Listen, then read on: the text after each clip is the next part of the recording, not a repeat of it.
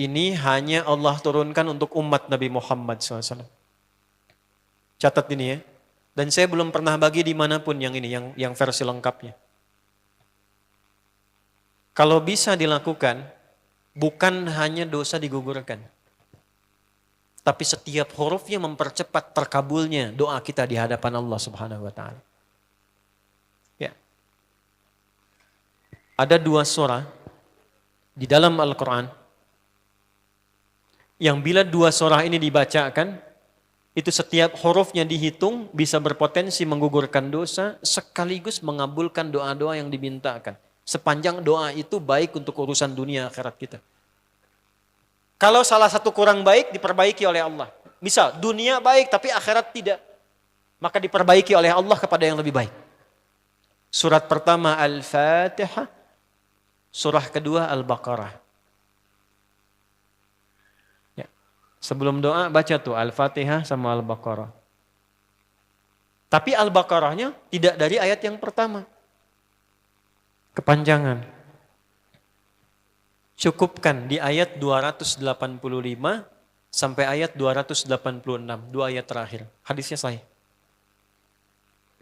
Kalau mau dikuatkan biasanya banyak ulama memasukkan ayat 284. Ada yang sudah masuk ke dalam Ka'bah di sini? Ini informasi saja.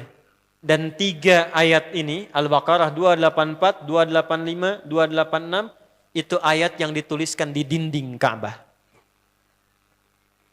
Itu yang saat berhala dikeluarkan, gambar-gambar dihapus, itu ya, syair-syair diganti dengan ayat Quran sehingga jadi kain kiswah Ka'bah di luar. Itu ada sejarahnya. Yang di dalam pun dihiasi dengan hiasan ayat Al-Quran. Di antara yang dituliskan itu Al-Baqarah ayat 284, 285, 286. Intinya di 285 dan 286-nya. Tadi rakaat pertama yang saya bacakan dalam salat Isya. Hadisnya sahih. Itu spesial malaikat Jibril turun kepada Nabi Muhammad SAW mengabarkan kabar gembira siapa yang membiasakan membaca Al-Fatihah. Ya, kemudian 2 ayat terakhir di Al-Baqarah dari amanar rasulu sampai fansurna 'alal qaumil kafirin, tidaklah dia membacakan itu kecuali setiap hurufnya dijaminkan mengabulkan doa-doa yang dia mohonkan sepanjang benar doanya dan tidak diselimuti maksiat. Ini maaf ya. Ini saya minta maaf dulu nih. Kalaupun Anda benar doanya khusyuk sampai nangis, tapi ada selimut maksiat dalam permohonan doa itu pengabulannya mental lagi. Hadisnya sahih. Thumma dzakara rajula yutilu as-safara ash'atha aghbara yamuddu yadayhi ila as-sama' fayaqulu ya rabb. فقال رسول الله صلى الله عليه وسلم أن يستجاب لذلك فمطعمه حرام مشربه حرام ملبسه حرام وغذي بحرام فأن يستجاب لذلك رواه مسلم. Nabi mengisahkan seorang lelaki menempuh perjalanan jauh. Awas, menempuh perjalanan panjang untuk ketaatan itu mempercepat doa dikabulkan 2 kali lipat dibanding orang biasa. Makanya kalau ada orang mau ke Mekah umrah, mau haji, titip doa. Ada yang mau beasiswa ke Madinah, ke Mekah, ke Al-Azhar, ke Mesir, titip doa. Saya biasanya kalau mau berangkat umrah, Ustaz titip doa, ayo tulis banyak tuh. Enggak saya baca. Saya simpen aja, ntar dekat Ka'bah, ya Allah engkau maha mengetahui. Ya. Mohon kabulkan semua doa-doa ya dari teman-teman jamaah yang dititipkan dalam kertas yang telah mereka tuliskan itu. Simple Pak, daripada capek kita bacakan satu-satu. Dan alhamdulillah biasanya ya insya Allah terkabul. Insya Allah. Itu perjalanan jauh. Nah orang ini menempuh perjalanan untuk sekedar berdoa. Safar. Ya, safar yang baik. Kemudian yang kedua, yamuddu yadaihi ilas sama. Dia mengangkat tangannya ke langit. Ini saya tidak bermaksud mengajarkan ya. Cuma menunjukkan prakteknya begini nih. Ada yang bisa bantu saya nggak satu orang maju? Cepat. Yang depan aja, depan. Jazakallah khair. Mohon pegangkan mic sebentar. Terima kasih ya. Lihat sini. Gini. Nah ya. Jazakallah.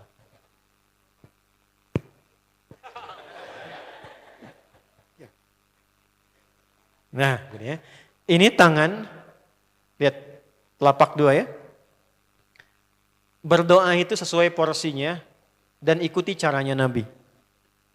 Kalau doanya formal dalam sholat dan diikat dengan gerakan, jangan kreatif.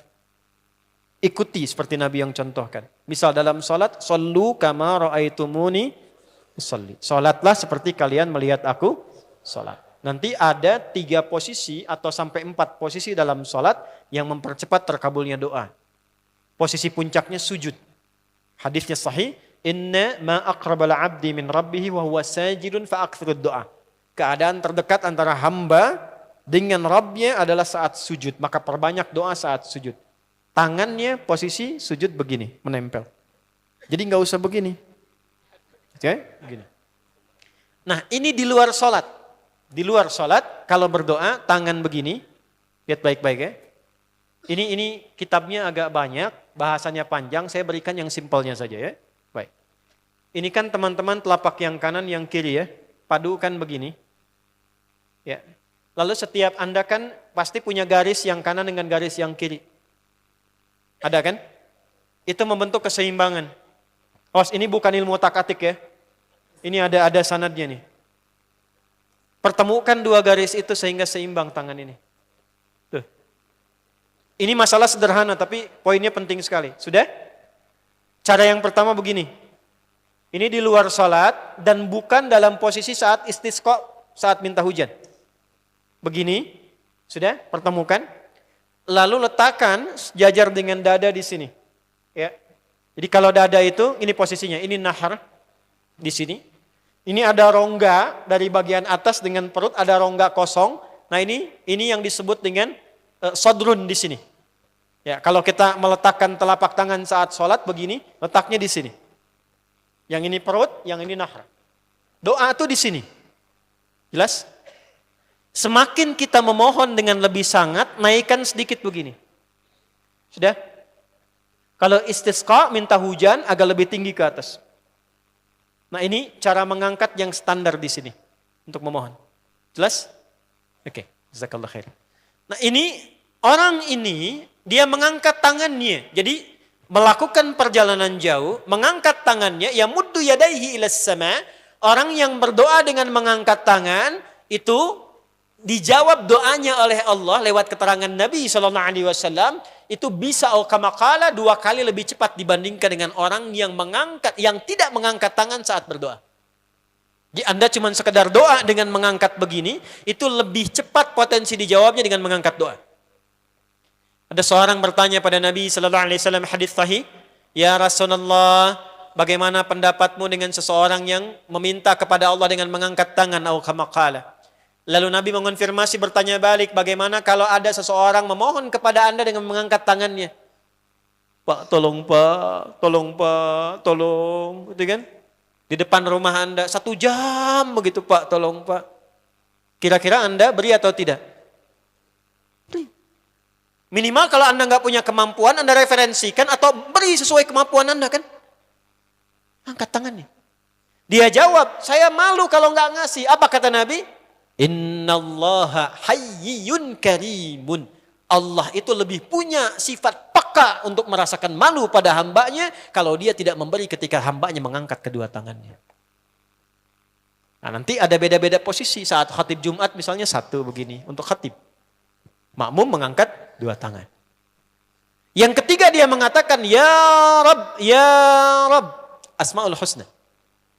Doa yang dibuka dengan Al-Asmaul Husna itu dijawab 2 kali lebih cepat dibandingkan dengan doa yang langsung dimohonkan kepada Allah. Itu perintah. Tahu Nabi Zakaria? Nabi Zakaria apa ujiannya?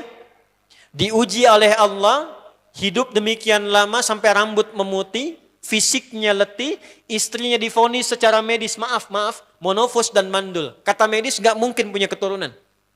Maka beliau berdoa kepada Allah dan dalam doanya dimulai dengan Al-Asmaul Husna. Sebelum sampai ke doa itu di Ali Imran ayat 38 sampai 39, buka dulu Quran surah 17 Al-Isra ayat 110. Ini perintah langsung dari Allah. Qulidullah awidur rahman ayyamma tad'u falahul asmaul husna. Quran surah ke-7 ayat 180. Walillahil asma'ul husna fad'uhu biha. Fad'u biha. Qul Allah, kalau engkau punya masalah hambaku, dan tidak ada di dunia ini yang tidak punya masalah. Quran surah kedua ayat 155. Wala nabluwannakum bisyai'. Setiap yang hidup itu, aku pasti akan uji dengan masalah. Itu kata Allah. Jangan disimpan sampai di situ, teruskan.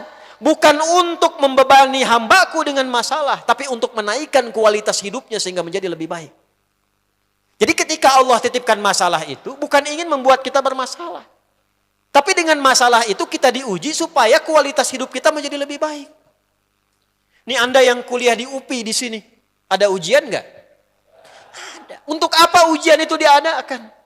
Supaya bisa melihat kualitas peningkatan ilmu Anda dari masuk sampai naik tingkat. Kalau nggak ada ujian, nggak kelihatan kualitasnya bertambah. Logikanya begitu.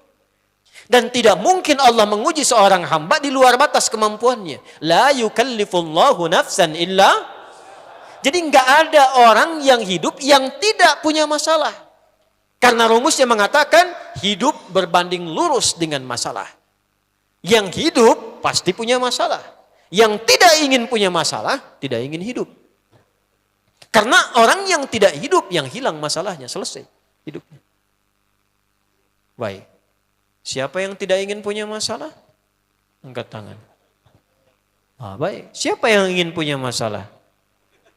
Alhamdulillah. Baik. Yang lain wallahu a'lam. Nah, kulit Allah kalau sedang diuji masalah, kan yang ngasih siapa? Yang nitipkan siapa? Yang punya solusinya siapa?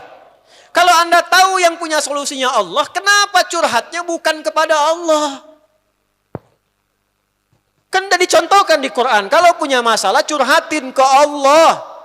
Quran surah 12 ayat 86, sejak era Nabi Yakub. Masalah di rumah tangga, anak bermasalah curhatnya pada siapa? Allah. Innama ashku bathi wa huzni ilallah. Aku tuh kalau punya masalah, sesedih apapun, curhatnya Allah. Bentangkan sajadahmu. Curhatkan dalam sujudmu, tingkatkan takwamu. Wa may yattaqillaha yaj'al lahu makhraja. Quran surah 65 di akhir ayat yang kedua. Bentangkan sajadahmu, curhatkan, habiskan dalam sujudmu, keluarkan tangismu. Sehingga bebannya jadi ringan. Walaupun solusi belum datang, hatinya sudah tenang. Yang diperintahkan panjangkan sajadahmu, bukan panjangkan statusmu. Kita sudah tahu ayatnya, paham ketentuannya, tapi kenapa prakteknya ditumpahkan di Instagram, di Facebook, bikin vlog di YouTube, hanya untuk curhat saja. Dan ironinya dalam hal yang demikian tahu yang menyelesaikan Allah. Sekarang tambah bonus, aminkan ya. Yang mengaminkan doa ini mudah-mudahan dihilangkan masalahnya. Puguma mana nanti bermasalah kene di dia. Itu gimana kumaha atuh teh? Paham? Curhatkan sama Allah. Nah, bagaimana mintanya? Sebut namanya ya Allah. Awidur Rahman. Kalau kita ingin minta lebih cepat, minta dengan kelembutan Ar-Rahman. Rahman itu bisa disebut namanya ya Rahman, bisa cari cara mintanya yang paling lembut, yang menyentuh. Allah senang dengan kalimat yang menyentuh. Misal ya. Kembali ke Nabi Zakaria tadi. Quran surah 3 ayat 38. Hunalika da'a Zakaria rabbah. Qala rabbi habli min ladunka dzurriyyatan thayyibah. Innaka sami'ud du'a. Ya Allah, hamba-hambamu itu telah menghukumi aku dan istriku tak akan mungkin punya keturunan. Sedangkan engkau yang maha pemberi tanpa punya batasan. Mereka mengatakan istriku punya keterbatasan. Maka aku memohon kepadamu yang pemberianmu tak ada batasan. Mohon ya Allah anugerahkan keturunan dari sisimu saja ketika mereka mengatakan tidak mungkin itu punya. Sungguh engkau yang maha mendengar doaku ya Allah. Perhatikan, kalau kepada yang maha mendengar saja tidak terkabulkan, mohon tunjukkan kepadaku saat ini dengan cara apa lagi dan kepada siapa lagi aku mesti memohon. Itu dalam banget. Ya Allah, Engkau perintahkan aku berikhtiar mencari kerja, aku lakukan. Engkau perintahkan mengeluarkan keringatku dengan cara yang halal, aku kerjakan ya Allah. Engkau perintahkan aku jauhi yang Engkau larang, aku lakukan ya Allah. Sekarang aku telah berikhtiar dari sejak keluar, aku telah menunaikan sholat subuh seperti yang Engkau maha mengetahuinya. Dan menjelang malam aku mengadukan bahkan di rumahmu ya Allah hanya untuk sesuap nasi bagi istri dan anakku dari yang halal itu. Aku telah melakukan apa yang Engkau perintahkan, aku hanya memohon apa yang telah Engkau janjikan. Kalau dengan semua ikhtiar yang aku kerjakan sampai detik aku bersujud di hadapanmu di rumahmu ini belum Kau kabulkan, mohon tunjukkan kepadaku di malam ini ya Allah, dengan cara apa lagi mesti aku memohon kepadamu. Minta. Pernah enggak begitu mintanya? Itu Rahman.